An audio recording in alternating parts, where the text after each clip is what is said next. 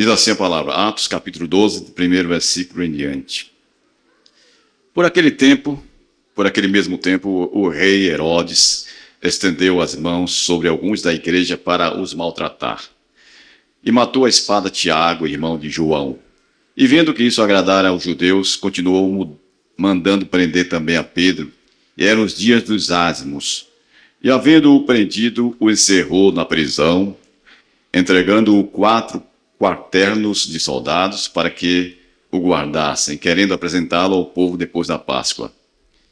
Depois, Pedro, pois era guardado na prisão, mas a igreja fazia contínua oração por ele a Deus. E quando Herodes estava para o fazer comparecer, nessa mesma noite estava Pedro dormindo entre 2 soldados, ligado com 2 cadeias, e os guardas diante da porta guardavam a prisão.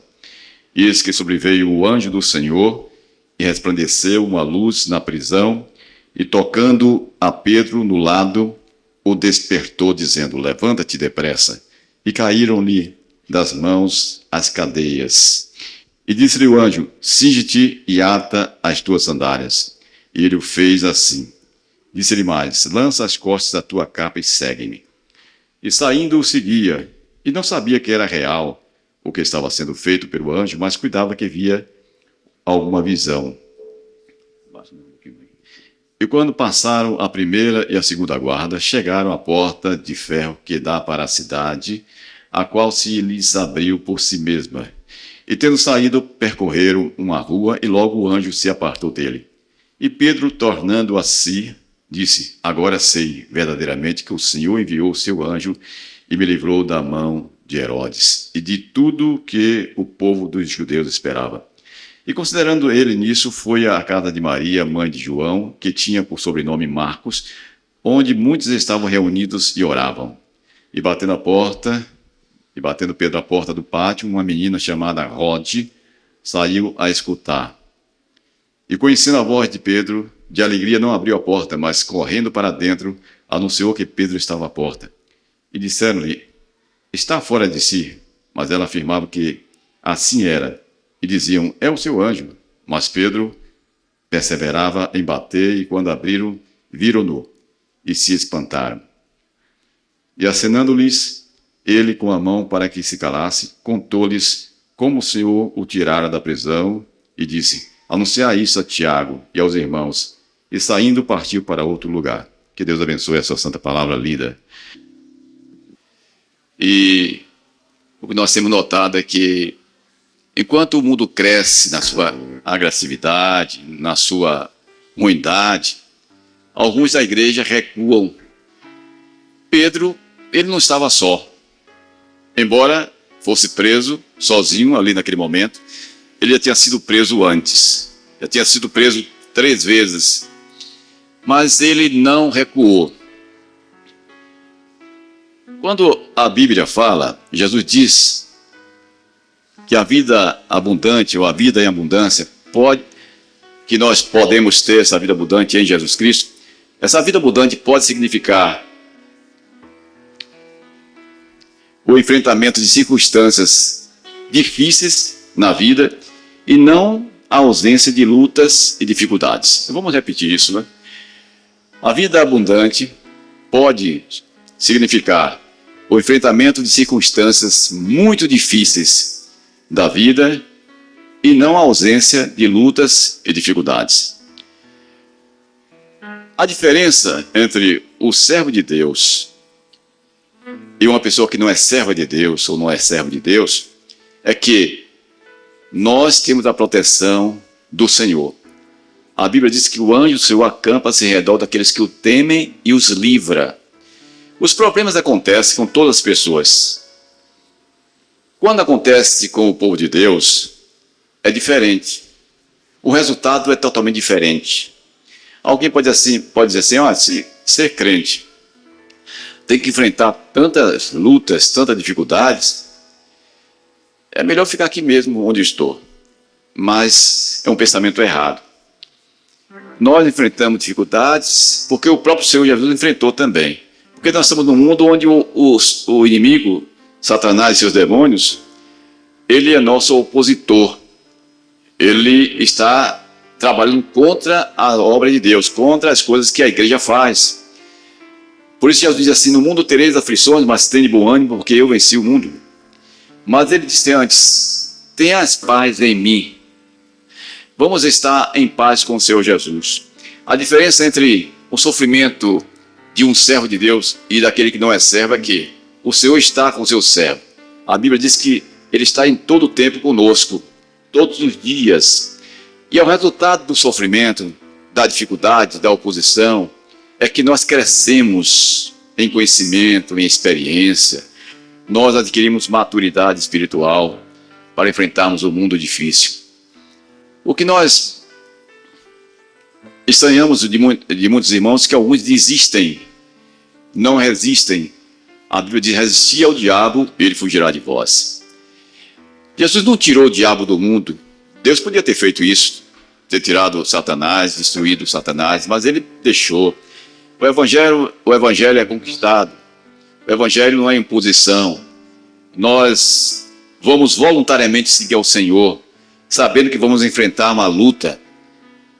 Mas a Bíblia diz que nossa luta não é contra a carne, nem contra sangue, quer dizer, não é contra a pessoa. Nossa luta é contra os espíritos malignos, as potestades, os demônios, que estão atuando às vezes até dentro da igreja. E, irmãos, nós não podemos nos acostumar com essas coisas. Nós não podemos aceitar. Não podemos estar em conformidade com o mundo, porque nós vamos nos enfraquecer. Porque Deus mandou um anjo para livrar Pedro. Pedro estava tranquilo. Talvez fosse um de nós não estivesse tão tranquilo. Pedro estava dormindo quando o anjo chegou. Irmãos, eu não quero gastar muito tempo na mensagem, sei que os irmãos estão cansados, mas eu gostaria de meditar um pouquinho nisso. A dificuldade de Pedro. Pedro, quem era Pedro? Como foi que Pedro foi ser discípulo de Jesus? Primeiro foi chamado André, seu irmão. André o levou a Jesus. André e Pedro eram seguidores de João Batista. Então, quando André conheceu Jesus, ele foi e anunciou Pedro. Tudo indica, na literatura universal, que Pedro era casado e tinha 3 filhos. E morava em Cafarnaum, uma cidade costeira a Galileia. Ele, a sua sogra e seu irmão André.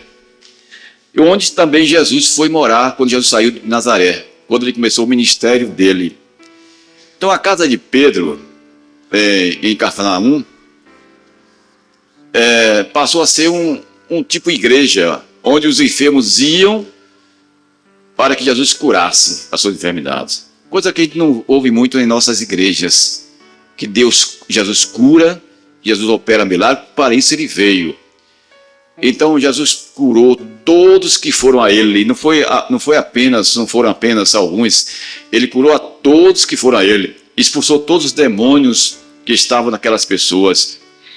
E Jesus costumava ficar na casa de Pedro. Ele fazia de lá o seu, podemos dizer assim, a central de onde ele saía para as cidades, para pregar na toda a região. A casa de Pedro era um tipo central, onde ele voltava sempre. Mas Jesus também não ficava em casa, sentado. Imagino que tinha outros discípulos também que dormiam na casa de Pedro. Quando Pedro foi chamado para o ministério, ele pertencia a uma empresa de pescaria dos filhos de Zebedeu. Mas quando Jesus passa e chama, ele atende, deixa tudo, deixa as redes e vem e segue a Jesus. Ele faz a última pesca, está registrado na palavra. E ele tinha tentado, já algum tempo antes de começar a pesca, antes de Jesus chegar, e não tinha conseguido peixe nenhum. Mas quando Jesus mandou que ele lançasse a rede, ele pegou muitos peixes, tanto que chamou até os outros de outras empresas pesqueiras para ajudá-lo a colocar na sua rede mais peixe. Então Jesus, nesse momento, chama ele para o ministério. Diz: Pedro, eu quero que você seja pescador de homens. E é isso que Jesus está dizendo para nós. Ele também nos convida a nós sermos pescadores de homens. E Pedro atendeu. Imagino, irmãos, que a mulher de Pedro não entendeu nada. Eu não sei, muito bem da mulher de Pedro, mas eu imagino que ela talvez tenha achado ruim deixar uma fonte de lucro para seguir Jesus, para andar com um bando de homens pregando uma mensagem ou uma palavra diferente, uma doutrina nova. Eu creio que Pedro enfrentou oposição, talvez até no início, talvez, da família, mas Pedro persistiu e nós vemos o resultado da bênção que ele foi. Já pensou? Largar tudo, largar o meio de ganhar o pão para viver pela fé. Como ele fez, deixou tudo, deixou o barco, ele tinha um barco, está escrito em Lucas capítulo 5, versículo 3, que Pedro tinha o seu barco. Ele largou na terra e foi pregar o evangelho. Quando é que nós deixamos tudo por Jesus? Quando Jesus disse que aquele que não deixar tudo por amor a mim não é digno de mim, aquele que anunciar tudo quanto tem por causa de mim não é digno de mim. E nós às vezes não abrimos mão de nada. Nós vemos uma igreja hoje, estou falando da Igreja Universal, né, da Universal do Reino de Deus, não é na igreja total do mundo, uma igreja que está se misturando com o mundo, que infelizmente é difícil distinguir um crente do incrédulo pela maneira de proceder. Não digo todos, mas muitos, infelizmente, não estão dentro da palavra de Deus. O próprio Jesus disse: nem todo aquele que me diz Senhor, Senhor, entrará no reino dos céus, mas aquele que faz a vontade de meu Pai que está nos céus. Então, nós sempre usamos uma ilustração: nem todo mundo que entra numa garagem é carro, né? Nem todo mundo que entra na igreja é salvo. É bom vir para a igreja, é bom estar na presença do Senhor, buscando e se corrigindo, para que nós possamos alcançar o poder de Deus, porque sem o poder de Deus a gente não pode alcançar ninguém. Jesus diz assim, Mateus 22, 29, errais em não conhecer as Escrituras e nem o poder de Deus. Nós erramos, irmãos, porque nós não conhecemos as Escrituras. Erramos porque não conhecemos o poder de Deus. Erramos muito. Erramos na decisão do casamento. Erramos na decisão do nosso trabalho. Erramos na nossa atuação em relação às pessoas difíceis. Agimos incorretamente em muitas áreas porque nós não conhecemos a palavra de Deus. Erramos porque não conhecemos. Infelizmente, alguns que já são casados há muito tempo, como eu também, né? Nós, quando nós nos casamos, talvez não tivéssemos o conhecimento que nós temos hoje. E naquele momento de uma vida imatura ou ingênua, uma idade de jovem, escolhemos, achamos que aquela pessoa seria a pessoa que nos faria feliz para sempre. E às vezes não. Então escolhemos também o tipo de profissão. E muitas vezes escolhemos uma profissão que nós não estamos satisfeitos. E fizemos muitas escolhas. E as nossas escolhas do passado refletem em nossa vida no futuro, em toda a nossa existência. A decisão de fazer ou não fazer alguma coisa, às vezes nós caímos no pecado por causa da falta de conhecimento. E o pecado gera a morte. Primeiro gera a enfermidade, depois gera a confusão, os problemas, pessoas são processadas, pessoas são levadas a tribunais, pessoas são perseguidas pela vizinhança, pessoas são perseguidas dentro da família. Pode ser que não tenha causa aparente, mas pode ter uma causa que gerou tudo isso. Quando nós estamos sendo provados, geralmente não tem nenhuma causa, como aconteceu com Daniel, que foi lançado na cova dos leões. Ele disse ao rei: Senhor, eu fui jogado injustamente aqui, eu não fiz nada errado, sem causa alguma eu fui lançado na cova dos leões. Geralmente quando Deus permite uma aprovação na vida de um servo de Deus, não tem nenhuma causa. Ele, às vezes, ele ou ela procura se explicar: eu não fiz nada, foi o que eu fiz. Não precisa se justificar. Não adianta também nada justificar. porque não tem causa.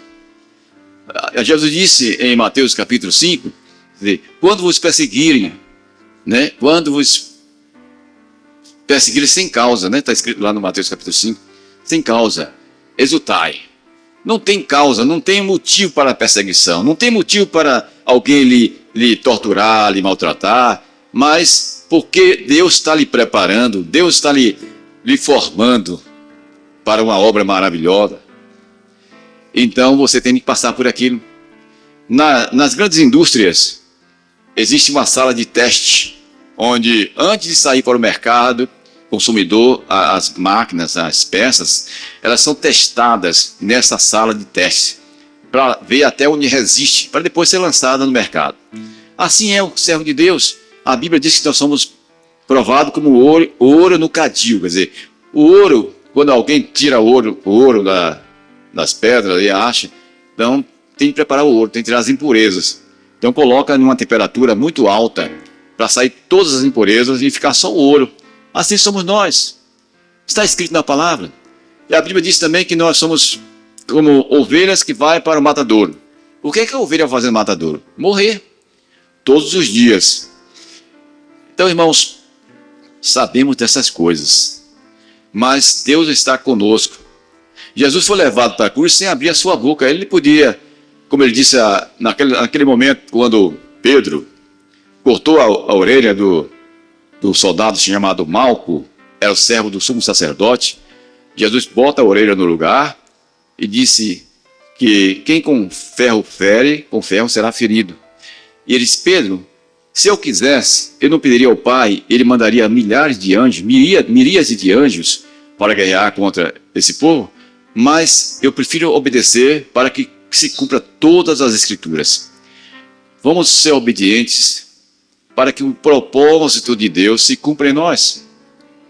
Deus não se preocuparia em mandar um anjo se Pedro fosse preso porque ele roubou, porque ele matou, porque ele fez alguma coisa errada. Deus não mandaria um anjo para livrar Pedro. Mas ali estava um servo que, depois que ele foi preso 2 ou 3 vezes, ele foi preso novamente. Os sacerdotes impediam que ele tornasse a falar de Jesus. Eles não obedeciam, eles importam obedecer a Deus, não a homens. E ele saiu da prisão, eram proibidos de voltar ao templo, eles iam diretamente para o templo e falavam de novo. Era proibido pronunciar o nome de Jesus, eles saíam da prisão e continuavam falando de Jesus. E quando Herodes matou Tiago, o povo judeu ficou satisfeito, então ele gostou, estava agradando o povo, ele prendeu também Pedro. Pedro chamou a atenção, porque Pedro ele insistiu em dizer que Jesus era o Messias que as Escrituras falavam no Velho Testamento. E o povo não aceitava, porque o povo queria um rei que destronasse Roma.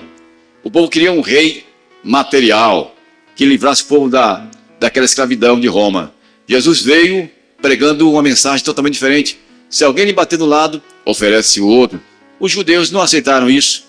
Queriam um Deus olho por olho e dente por dente. Jesus, porém, disse: eu, porém, vos digo, se alguém lhe obrigar a dar 1000 passos, vai com ele mais 2000. Ninguém aceitar isso de um Deus. A mensagem que transformou o mundo foi essa mensagem. E ela continua tendo poder se nós colocarmos em prática. Infelizmente, nós estamos tão distantes da palavra que desconhecemos o poder de Deus, onde é que atua. O poder de Deus, onde é que funciona. Como você pode ter poder para resolver seus problemas? Como você pode alcançar uma pessoa para Jesus? Como você pode resolver seus problemas internos, caseiros, com seus familiares? Como você pode, se você não tem um poder de Deus? A Bíblia diz em Provérbios capítulo 8, versículo 17, aqueles que me buscam de madrugada me encontrarão. Quando é que nós estamos orando de madrugada? Quando é que nós estamos buscando o Senhor de verdade? Deixar a vida do outro e se preocupar com a nossa, nós temos muitos problemas para resolvermos. Por que não vamos se preocupar com A, com B? Vamos se preocupar conosco. Podemos melhorar muito mais. Podemos ser exemplos. A luz de Deus pode estar em nossa vida. Nós podemos brilhar essa luz para que os homens possam ver que em nós há uma diferença. Eu sei que eu fico triste quando vejo nossos irmãos, alguns desanimados, que não tem aquela vontade de ganhar o mundo para Jesus, de encher a igreja de pessoas. Eu sei que não é fácil isso, pessoas do mundo para ouvir a palavra de Deus. Eu sei que não é fácil isso. Alguém para vir à igreja é preciso que venha pela sua amizade, não porque goste de igreja. Então a igreja tem alcançado algumas pessoas que vêm pela amizade de alguns que convidam, não porque gostem de estar na igreja. E às vezes aquela pessoa que convida oferece alguma vantagem, fica devendo até um favor e traz essas pessoas para a igreja. Alguns se convertem, outros não, mas a semente fica no coração. Quando alguém ouve a palavra de Deus, a semente fica no coração. Quando desse púlpito sai a mensagem genuína da palavra de Deus, quando o Espírito Santo está falando realmente à igreja, fica a semente no coração. Infelizmente, nós estamos às vezes com nossas fontes esgotadas, não temos mais nada para dar. E a igreja fica sem alimento espiritual. Nós precisamos renovar a busca em Deus, buscar dele o poder para enfrentar Satanás. Ele está presente aqui na igreja, está na nossa casa, está no nosso trabalho, ele está nas ruas, ele está em todos os lugares, ele não dorme. Mas a Bíblia diz que o guarda de Israel não dorme, nem cochila, que é o Senhor. E ele diz que maior é aquele que está em nós do que aquele que está no mundo. Nós podemos vencer Satanás todo dia e botar ele para correr, porque Deus está com o seu povo. Mas onde nós temos esse poder para fazer isso? Às vezes Satanás pinta e borda, dança em nossa frente. A dança e a música que ele canta, nós não podemos impedi-lo, porque estamos fracos. A força vem pela obediência. Quando o homem desobedece, ele fica fraco, nem mais palavra ele tem.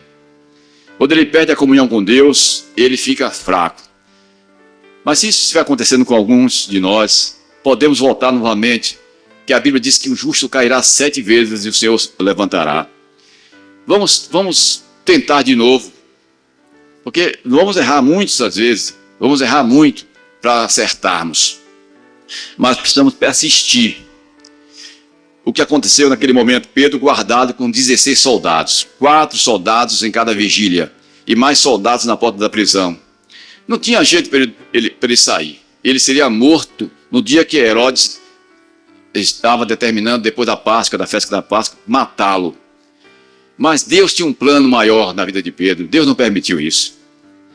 O que era impossível para ele naquele momento foi possível. É possível para Deus em todo o tempo, em todo momento. O que aconteceu? O anjo entra na cadeia sem abrir nenhuma porta. Ele clareia o local sem nenhuma lâmpada. Ele é luz, o anjo de luz. Entrou, clareou a cadeia. As cadeias, não precisou de um martelo ou de um alicate para quebrar as cadeias das mãos de Pedro. Pedro estava preso nos pés e nas mãos, mas mesmo assim ele estava tranquilo, porque ele estava dormindo. Servo de Deus, diante de uma provação grande, ele fica tranquilo. Nem sempre nós estamos preparados para enfrentar, mas a Bíblia diz que Deus não permite provação maior do que nossas forças. Se você está passando por uma situação difícil, porque Deus sabe que você pode suportar e vai dar certo, não desista. Então Pedro ali estava tranquilo, estava dormindo. O anjo veio, deu a mão, mandou ele pegar essa capa. Ele levantou-se, a porta se abriu sozinha. A porta da prisão, cheia de cadeados, abriu sozinha. O anjo passou, a primeira porta, a segunda porta, e deu para o portão da rua. Pedro achou que estava tendo uma visão. Nem estava acreditando que o problema dele estava sendo solucionado. Às vezes que nós enfrentamos uma dificuldade, quando Deus está resolvendo, a gente nem acredita. Será, meu Deus, por que aconteceu? Graças a Deus que está acontecendo isso. Ficamos felizes, não é isso? Eu sei que isso já aconteceu com você. Então você fica feliz sabendo que a sua oração foi ouvida. Deus ouve a oração dos justos. Deus conhece os que são seus. Não adianta ninguém dizer alguma coisa contra você. Se Deus é por nós, quem será contra nós? Então Deus está do seu lado. E Pedro saiu, quando o anjo se apartou dele na rua, ele caiu em si e disse: verdadeiramente o Senhor mandou o seu anjo para me livrar. Mas por que isso aconteceu também, irmãos? Porque a igreja estava em oração. A igreja funcionava na casa da irmã Maria. E lá os irmãos estavam orando por Pedro. Irmãos, nada acontece na igreja fora da oração. Todo resultado que a igreja tem é por força da oração. Se nós orarmos, vamos abalar o mundo. Se nós não orarmos, não vamos ganhar ninguém para Jesus. Se nós não orarmos, os crentes vão ficar frios, vão sair da igreja, como tem acontecido nessa igreja e em outras igrejas. Se nós não orarmos, se nós não tivermos cheio do Espírito Santo, a igreja vai esvaziar. Porque alguém pode dizer assim: o que é que eu vou fazer naquela igreja? Eu não tenho nada ali para ver. Não acontece uma cura. Não acontece uma palavra que eu sinta a presença de Deus. O que é que eu vou fazer na igreja? Alguns têm saído de algumas igrejas para ir para outra. Lá tem poder de Deus. Aquela igreja A, B, C, tem coisas que aqui na minha igreja não tem. Irmãos, nós seguimos a palavra de Deus. Nós somos batistas, mas seguimos a palavra de Deus. A Bíblia diz que erramos em não conhecermos o poder de Deus e não conhecermos as Escrituras. O poder de Deus para orar pelos enfermos. Alguns irmãos que têm enfermidades podem ser curados se têm fé. Eu creio nisso. Alguns irmãos que têm problemas difíceis podem ser resolvidos pela oração. Eu creio nisso. Porque por detrás de algumas coisas existem demônios. Por detrás de algumas ações, alguns problemas, existem demônios segurando. Se não houver a oração de libertação, não vai ter resultado. Algumas enfermidades não adianta tomar remédio, não adianta levar médico, não vai ser resolvida. É doença espiritual. Sai através da oração. Eu respeito quem não crê nisso, mas a Bíblia diz que isso acontece. A Bíblia diz, a minha Bíblia, que é igual a de vocês, diz que se você orar pelas pessoas, Deus vai operar maravilhas. Que Jesus diz assim: ide por todo mundo, pregar o evangelho. Ele mandou que nós expulsássemos os demônios, orássemos pelos enfermos, e em nome do Senhor Jesus, a oração da fé salvará a pessoa que pecou, os pecados serão perdoados, se esses foram confessados, e o Senhor sarará de sua enfermidade. Então, eu creio nesse Deus que opera na igreja de hoje, na igreja de sempre. É um Deus que opera. Quando nós impedimos que o Espírito Santo haja na igreja, a igreja enfraquece. Sem profecia, a igreja morre. Profecia é a palavra que vem do alto.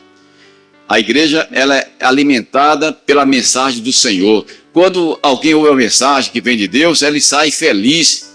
Eu me lembro que nós estávamos em uma reunião na nossa igreja, quando nós fazemos parte de outra igreja, e quando terminou o culto à noite, estavam tão cheios do Espírito Santo.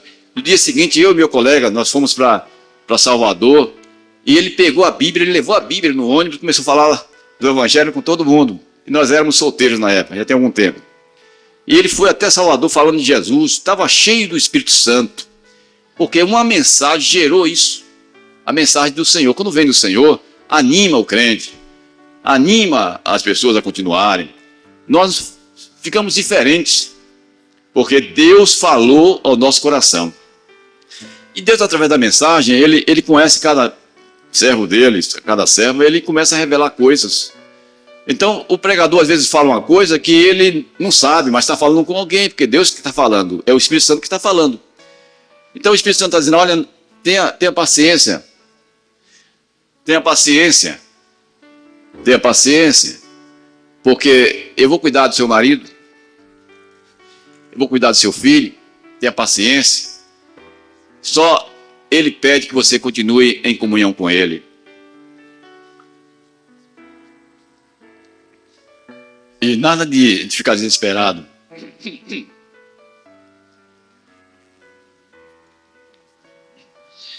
E não pense que não vai dar certo. Não, vai dar certo sim. Vai dar certo sim. Se você perseverar, vai dar certo sim. Sem o poder de Deus, nós não avançamos nada. Nós, às vezes, estamos substituindo, estou encerrando, estamos substituindo nossa programação de culto, de louvor a Deus, com coisas que não tem nada a ver com a igreja. Isso acontece, não é somente em uma igreja, não, acontece em muitas. Infelizmente, estão preenchendo a programação coisas do mundo que não tem nada a ver. Eu não vou nem citar, porque vão terminar não me permitindo mais pregar nessa igreja. Mas, infelizmente, não era assim. Infelizmente está acontecendo isso. Não era assim. Não era assim no princípio. A igreja é poder de Deus. A igreja é um lugar de culto e adoração, de pregação da palavra e de serviço a Deus. Nós estamos na igreja que preenchemos com tantas bobagens que não levam a nada. Estamos brincando de ser crente. Estamos preenchendo os espaços por falta do poder de Deus, que não tem. Nós precisamos ter poder de Deus, buscar esse poder, principalmente os pregadores dessa igreja, de todas as igrejas, né? Inclusive eu também, buscar esse poder de Deus, para que as pessoas possam ver que Jesus está conosco, e nós, e que nós podemos ser usados para fazer alguma obra, que as pessoas, quando voltarem para casa, voltem diferentes. Quando Pedro levantou a voz depois do Pentecostes, depois do poder de Deus, ele foi um homem diferente. Pedro negou Jesus, Pedro falou coisa que não devia falar, usado por Satanás. Jesus disse: para trás de mim, Satanás. Pedro foi uma bênção também, mas ele se tornou uma bênção depois de Pentecostes. Ele pregou uma mensagem que quase 3.000 pessoas se converteram pelo poder de Deus, e pessoas de diversos países que estavam ali presentes na festa de Pentecostes em Jerusalém. Mas foi o Espírito Santo que falou através de Pedro. O Espírito Santo falou através de Pedro. E naquele mesmo momento, todas as pessoas foram batizadas. Não teve aquela coisa de esperar fazer curso de batismo, esperar não sei quanto tempo, perguntar se a pessoa é isso ou aquilo. Todas as pessoas, está lá em Atos dos Apóstolos, foram batizadas naquela noite. Isso é poder de Deus. Nós precisamos voltar à igreja primitiva, voltar a buscar o poder. Há um hino que fala sobre que quando Pedro orava, os enfermos eram curados. Quando João e Pedro oravam. Irmãos, há muita vaidade em nós, muita bobagem em nós. Precisamos nos revestir do poder de Deus. Existem pessoas que entram na igreja que parecem um Deus, que todo mundo fica adorando. Vamos adorar a Deus, que é o Senhor de nossas vidas. É o supremo pastor. Jesus disse que não há nenhum outro pastor. Ele é o único pastor das suas ovelhas. Esse que nós devemos adorar. Não é homem. Todos nós somos iguais. Estava conversando com o Zé Luiz há pouco tempo aí atrás, antes de começar o culto, ele dizendo que não adianta ter dinheiro, ter fama, ter isso ou aquilo. Quando vem a morte, leva qualquer um. E é isso mesmo. Quando vem a enfermidade, ninguém se livra da enfermidade. Pessoas famosas, têm muito dinheiro, não conseguem dar a visão a um filho que está cego. Não vou citar nome aqui que eu estou gravando. Pessoas famosas que a esposa adoeceu com câncer do útero, não puderam curar a esposa com muito dinheiro. Não é o dinheiro. O apóstolo Paulo, escrevendo a Timóteo, disse que muitos têm caído nessa tentação de buscar dinheiro, fama, e tem levado a muitos desgastes dessas pessoas que ficam atrás de dinheiro e coisas materiais. Se nós temos o que nos divertir e comer, devemos estar satisfeitos. O apóstolo Paulo, o tempo todo, ele fazia tendas para não ser pesado a igreja. Ele, muitas vezes, estava preso e estava alimentando a igreja com palavras, com cartas maravilhosas. E ele disse que, infelizmente, alguns têm tratado a igreja, tratado a piedade como causa de ganho, quer dizer, movimentando a igreja com dinheiro. O evangelho foi anunciado por Jesus Cristo numa época que não tinha rádio, não tinha televisão, não tinha jornal, não tinha luz elétrica, não tinha telefone, não tinha internet, não tinha nada. E o evangelho espalhou por toda aquela região e por todo o mundo, chegou até nós. Isso não é motivo para alguém dizer: eu tenho que pagar isso, tenho que pagar aquilo para poder expandir o evangelho. Se expande o evangelho é com testemunho, com a santidade. É ser um bom vizinho, ser um bom marido, ser uma boa esposa, ser um bom filho, uma boa mãe, um bom pai, um bom colega de trabalho. Essa é a maneira mais correta de expandir o evangelho. Quando os coríntios estavam tendo problema na igreja, O apóstolo Paulo, escrevendo a sua carta, sua primeira carta, ele disse: não adianta eles ficar pregando, não, que eles deveriam mostrar o amor de Deus, que eles seriam ganhos pelo amor que nós temos por Deus, os outros seriam ganhos. Se nós demonstrarmos esse amor de verdade e não queremos imitar coisas que são lá de fora, política, partidarismo, a Bíblia condena tudo isso, facções na igreja, coisas que não servem para a nossa igreja. Deixa o Espírito Santo governar a igreja, deixa o Espírito Santo guiar a igreja. Deus tem levantado muitas pessoas nessa igreja para pregar o evangelho, e irmãos que estão buscando pessoas, fazer um trabalho excelente de visitação, orando pelos enfermos, trazendo os enfermos para a igreja. Nós temos aqui pessoas que estão aqui presentes nesse culto que fazem isso. Vamos imitá-los. Porque Jesus chegou a dizer assim: Senhor, quando nós te amamos, como foi? Foi quando nós visitamos, quando você me visitou, quando estava enfermo, fosse visitar-me, quando estava nu, vestisse-me, quando estava com fome, desse-me de comer. Então, irmãos, é atuação. Ser crente não é coisa de ficar no banco sentado, não. Quando Deus chamou você, me chamou a mim, é para fazer alguma coisa. Nós podemos fazer. E nós temos que ter muito cuidado, porque o diabo começa a atacar, a gente começa a correr. A gente não pode correr de Satanás. Satanás tem que correr da gente. É o contrário. Satanás tem que correr da gente. Porque, infelizmente, há uma tradição em algumas igrejas que fecha o templo porque tem um carnaval, que tem uma festa não sei o quê. Não tem nada disso. A igreja tem que estar... Os irmãos abriram uma igreja em Cachoeira no Baixo Meretriz. Está lá a igreja, salvando muita gente. Dentro do Baixo Meretriz. Eu não quero chamar o nome brega, né? Porque os irmãos sabem. Está lá a igreja. Dentro, quer dizer, ainda assim, quem é que vai lá? Está lá. Quando eu passo por perto, eu vejo o som e os irmãos pregando. Alguns bairros em Cachoeira têm diversas igrejas. Quantas igrejas nós temos? Quantas congregações nós temos? Temos casa de muitas pessoas que podemos fazer culto durante a semana. Quantos cultos nós fazemos? Às vezes nós estamos preocupados com tantas coisas disputando dentro da igreja que esquecemos de verdadeiro sentido de ser crente, que é adorar a Deus e servir a Ele. Pedro foi levado pelo anjo. A criada nem acreditou que era Pedro. Às vezes as nossas orações estão sendo ouvidas e nós nem acreditamos. A menina abriu a porta, Pedro, com medo de ser preso novamente, né? Abriu a porta e não fechar. Ela vai e avisa a igreja que estava orando. Pedro está aí, ninguém acreditou. Se nós não cremos nesse Deus, em quem vamos acreditar? Deus ouve a oração do seu servo. E Pedro foi liberto. Porque Pedro, quando Jesus chegou lá naquele lago onde ele estava pescando depois da morte do Senhor Jesus, os discípulos dispersaram. Ele estava pescando, voltou à vida normal. Vou pescar, acabou o ministério, o mestre foi preso. E Jesus vai, depois da ressurreição, vai até Pedro e diz: Pedro, tu me amas? Apacenta meu rebanho. Pedro, tu me amas? 3 vezes. E Pedro já estava transformado pelo poder de Deus. Ele ali se quebrantou, chorou. Tu sabes, Senhor, que eu te amo. Irmão, Deus quer contar conosco. Meu pai estava, para encerrar, meu pai estava enfrentando um problema. Alguém ofereceu a ele um terreno para comprar.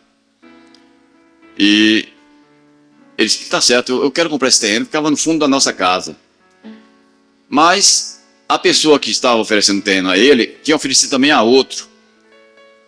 Aí essa moça falou a esse outro que meu pai também queria comprar o terreno.